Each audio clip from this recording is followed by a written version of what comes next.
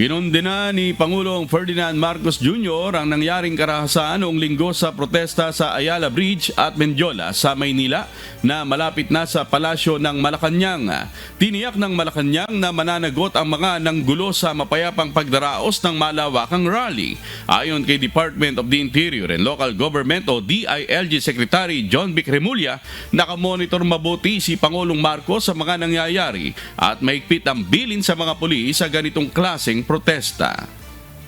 Kalagpas sa kamay ng batas at ang mga tao sa inyong likuran na gumamit sa inyo mga gahaman sa kapangyarihan. Hindi kayo dapat paligtasin. Hustisya ang uusig sa inyo. The President's directive very explicitly stated that the PNP shall act with maximum tolerance.